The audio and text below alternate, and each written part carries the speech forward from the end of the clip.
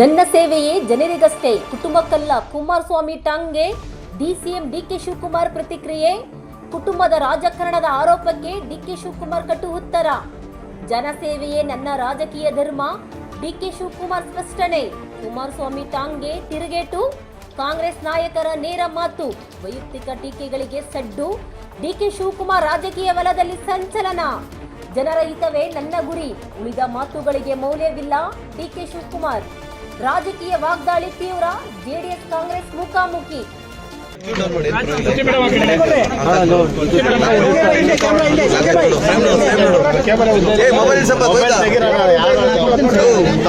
Mobile ಹಿಂದೆ ಇಟ್ಕೊಂಡು zoom ಮಾಡ್ಕೊಂಡು ಮುಂದೆ ತಗೊಂಡು ಬಿಡ್ರಿ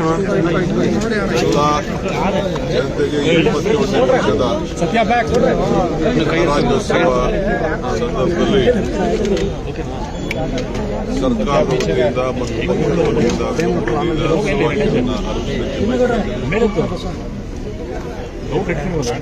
ಸಂವಿಧಾನವನ್ನು ಉಳಿಸಲಿಕ್ಕೆ ಈಗಾಗಲೇ ಮಕ್ಕಳಿಗೆ ಎಲ್ಲ ಕಚೇರಿಗಳು ಕೂಡ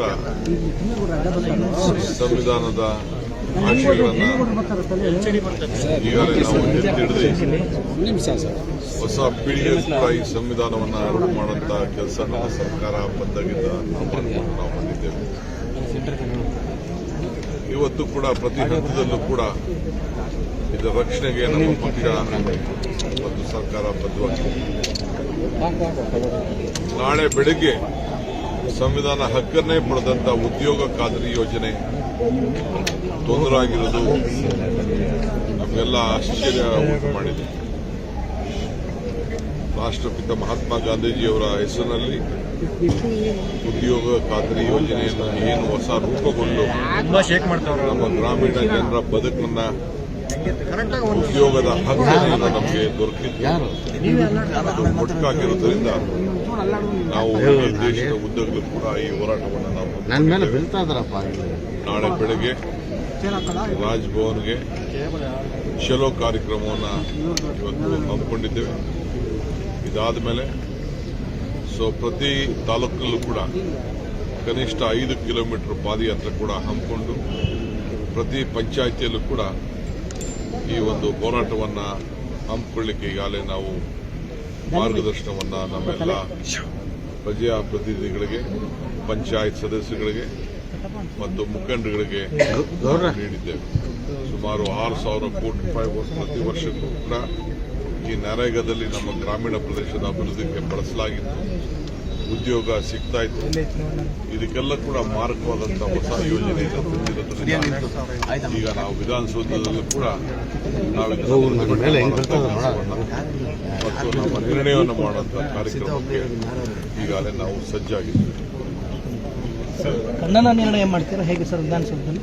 ನಾವು ರೆಸಲ್ಯೂಷನ್ ಮಾಡ್ತೀವಿ, ಇದ್ರ ಬಗ್ಗೆ ಚರ್ಚೆ ಮಾಡ್ತೀವಿ, ರೆಸಲ್ಯೂಷನ್ ಮಾಡ್ತೀವಿ, ಇದನ್ನು ವಾಪಸ್ ತೆಗೆದುಕೊಳ್ಬೇಕು ಅಂತ ಹೇಳ್ತೀವಿ.